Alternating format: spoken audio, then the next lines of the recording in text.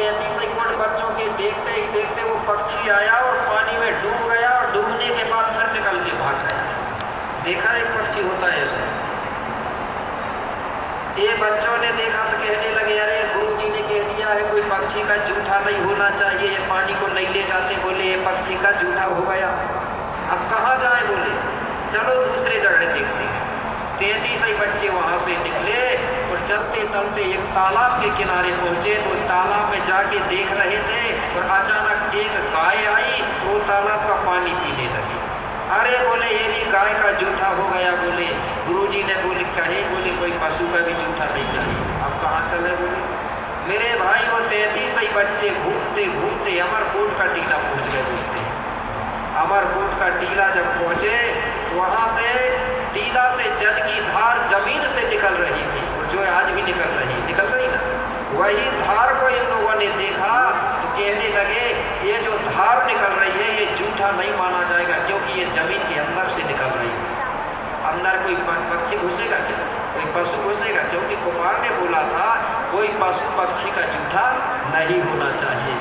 बोले अंदर कोई पक्षी नहीं जाएगी ना कोई पशु जाएगा। बोले ये जल अच्छा है, बोले ये जमीन से निकलना शुद्ध है। बोले 33 ही बच्चों ने अमरकोट की जलधारा में स्नान किया। स्नान करने के बाद वही का जल लेके कि कुमार बाबा के पास आए, कुमार बाबा को देते हैं और कहते हैं गुरु जी ये है बोले जल। हाँ बेटा बोले इसी प्रकार का जल चाहिए।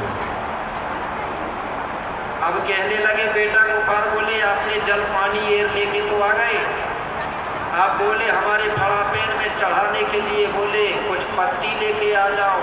बोले ठीक है। अब 33 ही बच्चे जाने लगे तो पुकार बाबा क्या बोले? बोले पत्ता ऐसा लाना है कि एक डंठल में 3 पत्ते होना चाहिए, वो वाली पत्ते चाहिए। बोले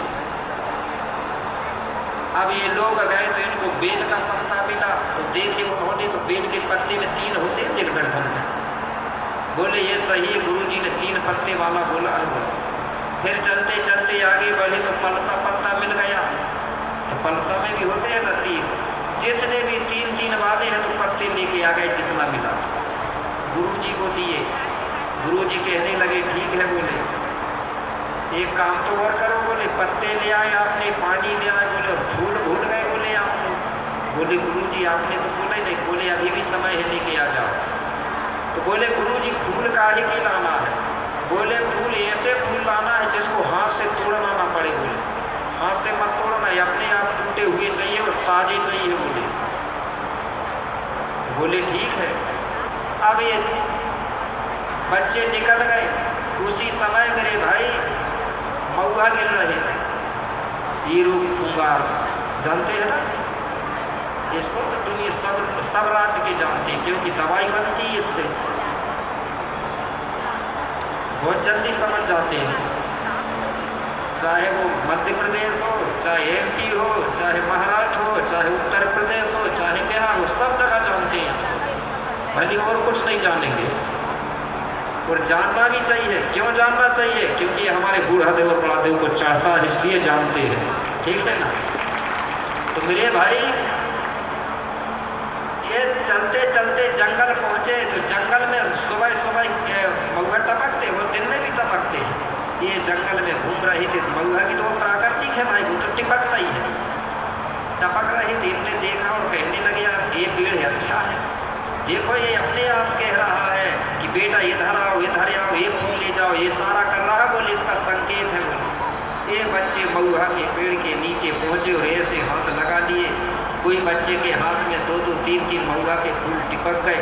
उन्हीं महुआ के फूलों को ये बच्चे लेके आते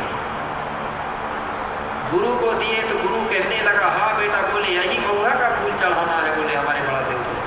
बोले गुरु जी दुनिया में ढेर सारे फूल हैं, गुलाब के हैं, चंपों के हैं, दुनिया के फूल हैं। बोले लेकिन तुमने ये फूल क्यों मंगवाया? बोले बेटा दुनिया के जितने फूल हैं उनको सबको इकट्ठा एक तरफ रख दो और एक तरफ महुआ के फूल रख दो तो महुआ के फूल के बराबर पावर नहीं है। बोले इसमें। बोले कैसे नहीं है पावर?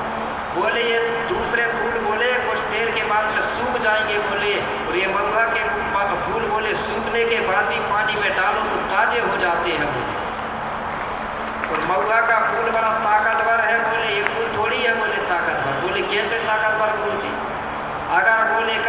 महुआ की बोले दारू बना के अगर कोई पी जाए बोले तो बड़ी ताकत आ जाती है। आ जाती कि नहीं आती? नहीं बोलने वाला भी बोलने लगता है। अगर कहीं छोटी मोटी रास्ता रही तो डर लगता है, वो रास्ता में समाता नहीं, कभी इधर को लटक के जाता, कभी इधर को लटक के जाता। 10 फीट की रास्ता भी, फुट की रोड भी कम हो जाती है। होती कि नहीं होती? ऐसा नहीं है। हमारे पुरखा कहते थे महुआ चना खाइए और घोड़े की दौड़ लगाइए। ठीक है, खाने की बात किया था। टॉनिक से भी ज्यादा ताकतवर होता है।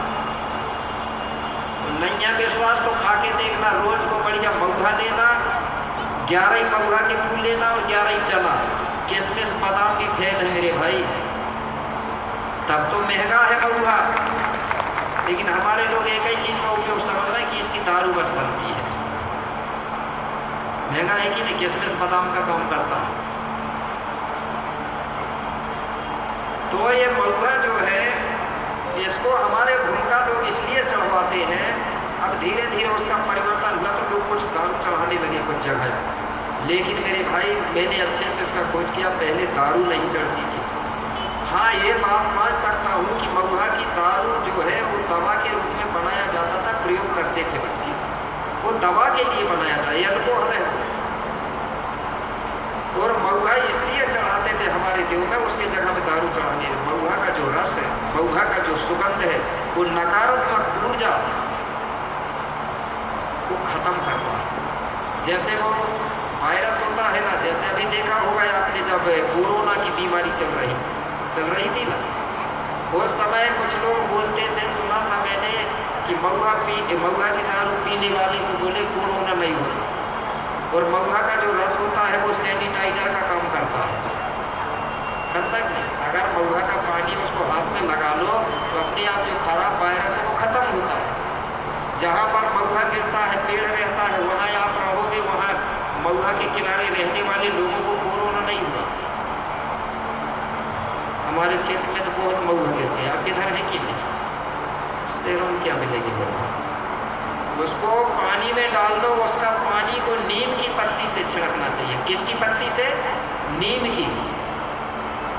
पानी भर के महुआ डाल दो, उस पानी को नीम के पत्ते से जहाँ तक छिड़कते हैं तो जब तक उसका सुगंध रहेगा, वहाँ की नकारात्मक ऊर्जा, उसका वायरस नष्ट हो जाता है, खत्म हो जाता है, बीमारी फैलती नहीं है। इसलिए हमारे भूमि का लोग जहाँ भीड़ भाड़ होती थी, जहाँ पूजा होती थी, वहाँ एक पत्ता और पानी रखते थे, जिससे कि आदमी आएंगे तो पानी छिड़केंगे तो जो वायरस को खत्म हो जाएगा। कितना भी भीड़ हो जाए, बीमारी फैलने की नहीं, इसलिए इसका उपयोग किया जाता है। नींबू भी वही काम करता है, जो नकारात्मक ऊर्जा होती है उसको कैच करता है, सोखता है। तो वैज्ञानिक थे कि नहीं अपने पुरखा लोग थे ना। अब तो महुआ, अब लोगों ने सोचे कि यार महुआ से दारू बनी है तो दारू भी चढ़ा दो, सब एक ही बात है, दारू चढ़ाने लगे अब लोग। लेकिन मेरे भाई पहले के समय में नहीं होगी दारू, और अगर कम पिएंगे लोग तो फिर भी दारू है, लेकिन कौन पी रहा है? इसलिए मैंने कहा हूं कि अब दारू आज के समय में दारू दवा नहीं रही। अब क्या बन गई? शराब। दारू दवा नहीं रही, बन गई जा शराब, और पी पी के बिगड़ रही है कुछ गोंडवाना की सगा समाज। अब भैया जितने पियो तो पियो, मगर बच्चों पे तो ध्यान देना पड़ेगा कि नहीं देना पड़ेगा? अच्छा, कौन है ऐसा जो सोचता होगा कि मेरा बच्चे को दारू पीना चाहिए करके? है कोई ऐसा? सोचते समय कि यार मेरे बच्चे दारू नहीं पीते तो अच्छा रहता। सब सोचते हैं। रिश्तेदारी करेंगे तो सबसे पहले देखेंगे कि यार दामाद दारू तो नहीं पीता। सोच सबकी है कि दारू खराब है, ठीक है ना? तो मेरे भाई दारू बड़ी खराब है। मैं बता रहा हूँ आपको, किसी को बुरा ना लगे। 2 चीज का परहेज चलता था मुसलमानों को। कभी भी देखना जो असली मुस्लिम होता है वो शराब का प्रयोग नहीं करता। करता है क्या? नहीं करता। खाएगा, सब कुछ करेगा, लेकिन असली जो है मानता है वो शराब का प्रयोग नहीं करेगा, परहेज करता है। गोंडी संस्कृति में परहेज बता रहा हूँ आपको। अगर कोई गोंड के घर में अगर 15 तारीख को मतलब 14 वाला समय आ गया कोई पूजा का, अगर उसके घर में कोई महिला अगर MC पीरियड चौका से बाहर हो गई अगर, तो पूजा कैंसिल हो जाएगी। कैलेंडर भली 15 तारीख को दिया लेकिन गोंड नहीं मानेंगे, मान लो कैंसिल हो जाएगा ना। तो गोंडों के आगे कैलेंडर भी फेल है, इसलिए तो हमारे लिए 15 दिन का समय दिया है ना। अगर कोई दिक्कत हो गई तो अमास पूनों के अंदर में बीच में कोई भी दिन आप लोग मान सकते हो, इसलिए ये समय दिया गया। तो हमारा ये परहेज चलता है, मुक्त परहेज है। महिलाएं आज भी परहेज कर रही है ना, कि नहीं करते आपके घर परहेज चलता है कि नहीं? खाना नहीं बनाते, कांसे की थाली में भोजन नहीं करते, सोने बिछाने के कपड़े अलग होते हैं 5-6 दिन के लिए, होते हैं कि नहीं? पूजा के खाना पाना में प्रवेश नहीं कर सकती। ऐसा ही बताया जाता है कि अगर कोई धोखा से किसी के घर में सदस्य अगर दारू पी लेता था तो वो भी घर के अंदर नहीं घुसता था। आज भी बताओ, दारू पी के कोई मंदिर में घुसेगा? परहेज चलता ही नहीं चलता। दारू पी के कोई पंडाल में नहीं घुसेगा, लेकिन यहाँ तो कई घुस गए, मुझे मालूम है। जब हम लोग हमारे खाना पाना का परहेज नहीं करेंगे तो फिर करेंगे किसका? महिलाओं के लिए मासिक धर्म का परहेज है और भैया लोगों के लिए शराब का परहेज है। अब महिला तो माना ही नहीं है ना यार, लेकिन भैया लोग मान रहे हैं। 2 चीज का परहेज बताया गया था मेरे भाई, आज भी इसी से हमारी शक्ति भ्रष्ट हुई है। दवा बनाना है वो बात अलग है, लेकिन इसका परहेज चलता था। इसलिए मैंने एक गीत परहेज के साथ साथ इससे बर्बाद भी हुए हैं। मैंने एक दारू के बारे में गीत बनाया था, तो मैं सोच रहा था कि गीत गा देता तो अच्छा रहता। नाच गाना बहुत देर हो रही है, कुछ लोग सोचते होंगे कि यार नाच गीत हो जाता, गीत से समझ भी जाएंगे, मजा भी आ जाएगा, ठीक है ना। लेकिन किसी को बुरा ना लगे यार ये दारू का गीत गा रहे हैं कहेंगे, लगेगा तो नहीं ना। कोशिश तो करना पड़ेगा ना, धीरे धीरे, ठीक है ना। अगर तुमने पिए होंगे, जो पीते भी होंगे कोई बात नहीं, लेकिन जो बच्चे हैं उनको मेरे भाई इस चीज़ से बचा के रखना है अगर समाज को आगे बढ़ाना है तो।